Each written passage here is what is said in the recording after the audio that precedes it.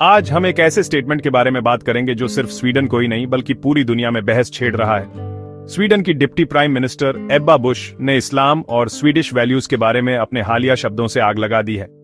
एक TV interview में Bush ने कहा, इस्लाम को स्वीडिश वैल्यूज के हिसाब से ढलना होगा। जो मुस्लिम ऐसा नहीं कर सकते उन्हें स्वीडन छोड़ देना चाहिए। हाँ, ये सीधा सीधा स्टेटमेंट है और इसी ने सबको बात करने पर मजबूर कर दिया है। अब ये समझने के लिए कि ये इतनी बड़ी बात क्यों है, आइए पहले बेसिक बातें जान लेते हैं। स्वीडन, जो अपने खुलेपन, सोशल हार्मनी और मजबूत डेमोक्रेटिक वैल्यूज के लिए जाना जाता है, ने हाल के सालों में इमिग्रेशन की एक बड़ी लहर देखी है। आज स्वीडन की लगभग 8% आबादी मुस्लिम है और कई यूरोपीय देशों की तरह इंटीग्रेशन, कल्चरल आइडेंटिटी और स्वीडिश होने का असल मतलब क्या है, इस पर बहुत बहस हुई है। बुश क्रिश्चियन डेमोक्रेट्स से हैं, एक पार्टी जो राइट विंग अलायंस का हिस्सा है और इमिग्रेशन पर सख्त रुख के लिए जानी जाती है।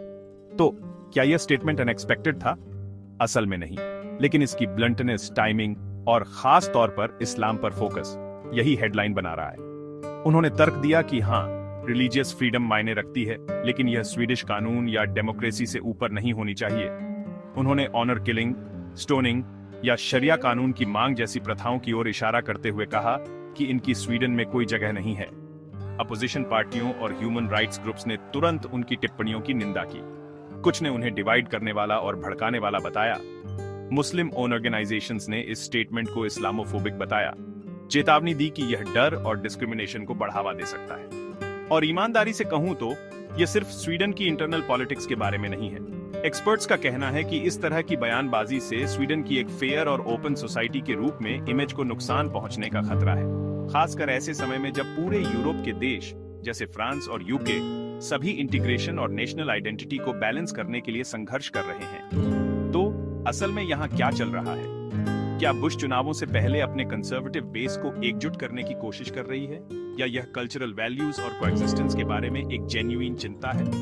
शायद ये दोनों है। एक बात साफ है, स्वीडन कई जगहों की तरह एक चौराहे पर है। चुनौती एक बैलेंस खोजने की है, रिलीजियस फ्रीडम का सम्मान करना, कानून का पालन करना और सोसाइटी को एकजुट रखना।